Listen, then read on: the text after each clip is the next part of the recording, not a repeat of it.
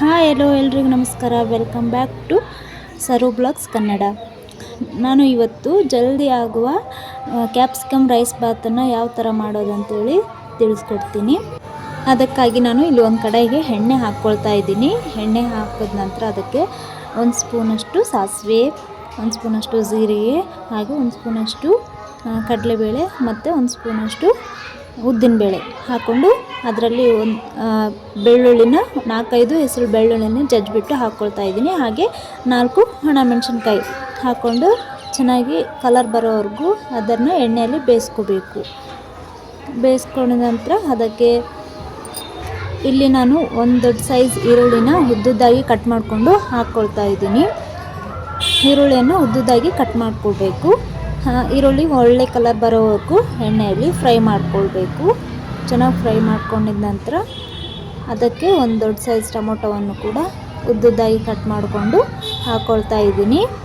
ನೋಡ್ತಾ ಇರ್ಬೋದು ನೀವು, ನಾನು ಟೊಮೊಟೊ ಕೂಡ ಉದ್ದುದ್ದಾಗಿ ಕಟ್ ಮಾಡ್ಕೊಂಡಿದ್ದೀನಿ. ನೀವು ಬೇಕಂದರೆ ಚಿಕ್ಕದಾಗೂ ಕಟ್ ಮಾಡ್ಕೊಳ್ಬೋದು. ನಂತರ ಟೊಮೊಟೊ ಸಾಫ್ಟ್ ಆದ ನಂತರ ಕ್ಯಾಪ್ಸಿಕಮ್ನ ಹಾಕ್ಕೊಳ್ತಾ ಇದ್ದೀನಿ. ಕ್ಯಾಪ್ಸಿಕಮನ್ನು ಕೂಡ ಇಲ್ಲಿ ನಾನು ಉದ್ದುದ್ದಾಗಿ ಕಟ್ ಮಾಡ್ಕೊಂಡಿದ್ದೀನಿ. ನೀವು ಯಾವ ಥರ ಬೇಕಾದರೂ ಕಟ್ ಮಾಡ್ಕೊಳ್ಬೋದು. ನಂತರ ಇದನ್ನು ಎಣ್ಣೆಯಲ್ಲಿ ಚೆನ್ನಾಗಿ ಮಿಕ್ಸ್ ಮಾಡ್ತಾ ಇದ್ದೀನಿ. ಎಣ್ಣೆಯಲ್ಲಿ ಚೆನ್ನಾಗಿ ಮಿಕ್ಸ್ ಮಾಡಿಕೊಂಡ್ರೆ ಎಲ್ಲ ಸಾಫ್ಟಾಗಿ ಕುದಿಯುತ್ತೆ. ಕ್ಯಾಪ್ಸಿಕಮ್ ಆಗಲಿ, ಟೊಮೊಟೊ ಆಗಲಿ, ಈರುಳ್ಳಿ ಆಗಲಿ ಎಣ್ಣೆಯಲ್ಲಿ ಚೆನ್ನಾಗಿ ಸಾಫ್ಟ್ ಆಗೋವರೆಗೂ ಮಿಕ್ಸ್ ಮಾಡ್ಕೊಳ್ಬೇಕು. ನಂತರ ರುಚಿಗೆ ತಕ್ಕಷ್ಟು ನಾನು ಇಲ್ಲಿ ಉಪ್ಪನ್ನು ಸೇರಿಸ್ಕೊಳ್ತಾ ಇದ್ದೀನಿ. ನೀವು ರುಚಿಗೆ ತಕ್ಕಷ್ಟು ಉಪ್ಪನ್ನು ಹಾಕ್ಕೊಳ್ಳಿ. ನಂತರ ಉಪ್ಪು ಹಾಕ್ಕೊಂಡಿದ ನಂತರ ಮತ್ತೆ ಚೆನ್ನಾಗಿ ಅದನ್ನು ಮಿಕ್ಸ್ ಮಾಡ್ಕೊಳ್ತಾ ಇದ್ದೀನಿ. ನೋಡಿ, ಎಣ್ಣೆಯಲ್ಲಿ ಚೆನ್ನಾಗಿ ಫ್ರೈ ಆಗಿದೆ ಅಲ್ವಾ. ಇವಾಗ ನಾನು 1 ಸ್ಪೂನಷ್ಟು ಅರಿಶಿನವನ್ನು ಹಾಕ್ಕೊಳ್ತಾ ಇದ್ದೀನಿ. ಹಾಗೆ ಸ್ವಲ್ಪ ಗರಂ ಮಸಾಲ, ಹಾಗೆ 1 ಸ್ಪೂನಷ್ಟು ಧನಿಯಾ ಪೌಡರ್, ರುಚಿಗೆ ತಕ್ಕಷ್ಟು ಅಚ್ಚ ಪುಡಿ ಹಾಕ್ಕೊಂಡು ಚೆನ್ನಾಗಿ ಮಿಕ್ಸ್ ಮಾಡ್ಕೊಳ್ಬೇಕು. ಎಲ್ಲ ಮಸಾಲ ಅದಕ್ಕೆ ಎಲ್ಲ ಮಸಾಲ ಎಲ್ಲ ಕ್ಯಾಪ್ಸಿಕಮ್ಗೆ ಚೆನ್ನಾಗಿ ಅಂಟ್ಕೋಬೇಕು. ಅಷ್ಟರವರೆಗೂ ಕಲಿಸ್ಕೋಬೇಕು.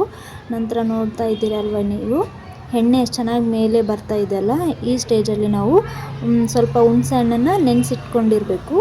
ನಾನು ಅದು ಇಲ್ಲಿ ಸ್ಕಿಪ್ ಮಾಡಿದ್ದೀನಿ ವಿಡಿಯೋ. ಸೊ ನಾವು ಆ ನೀರನ್ನು ಹಾಕ್ಕೊಂಡು ಚೆನ್ನಾಗಿ ಮಿಕ್ಸ್ ಮಾಡ್ಕೊಳ್ತಾ ಇದ್ದೀನಿ.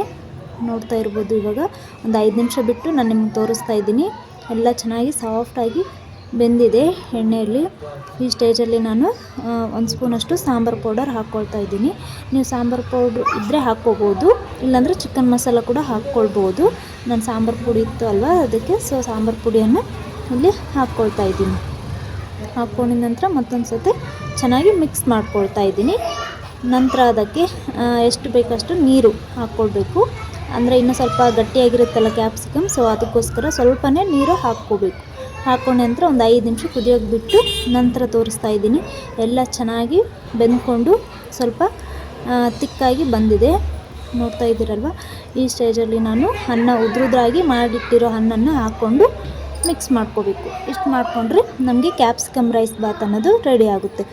ಇದನ್ನು ಕ್ವಿಕ್ಕಾಗಿ ಮಾಡಿಕೊಳ್ಳೋ ರೆಸಿಪಿ ಅಂತಲೇ ಹೇಳ್ಬೋದು. ತುಂಬ ಟೇಸ್ಟಿಯಾಗಿ ತುಂಬ ಚೆನ್ನಾಗಿ ಬರುತ್ತೆ. ನೋಡ್ತಾ ಇದ್ರೆ ಕಲರೂ ಎಷ್ಟು ಚೆನ್ನಾಗಿ ಬಂದಿದೆಯಲ್ವ. ನೀವು ಇದೇ ಥರ ಮನೇಲಿ ಒಮ್ಮೆ ಟ್ರೈ ಮಾಡಿ ನೋಡಿ. ಈ ವಿಡಿಯೋ ನಿಮಗೇನಾದರೂ ಇಷ್ಟ ಆಯಿತು ಅಂದರೆ ಒಂದು ಲೈಕ್ ಮಾಡಿ, ಹಾಗೆ ಶೇರ್ ಮಾಡಿ, ಹಾಗೆ ಸಬ್ಸ್ಕ್ರೈಬ್ ಮಾಡ್ಕೊಳ್ಳೋದನ್ನು ಮರಿಬೇಡಿ ಪ್ಲೀಸ್. ನೀವು ಸಬ್ಸ್ಕ್ರೈಬ್ ಮಾಡಿಕೊಂಡ್ರೆ ಇದೇ ಥರ ನಾನು ವಿಡಿಯೋಗಳು ಮಾಡೋಕ್ಕೆ ಹೆಲ್ಪ್ ಆಗುತ್ತೆ. ಸೊ ಅದಕ್ಕೋಸ್ಕರ ಸಬ್ಸ್ಕ್ರೈಬ್ ಮಾಡಿಕೊಂಡು ನೋಡಿ. ಹೀಗೆ ಯಾವಾಗಲೂ ನನಗೆ ಸಪೋರ್ಟ್ ಮಾಡಿ. Thank you for watching.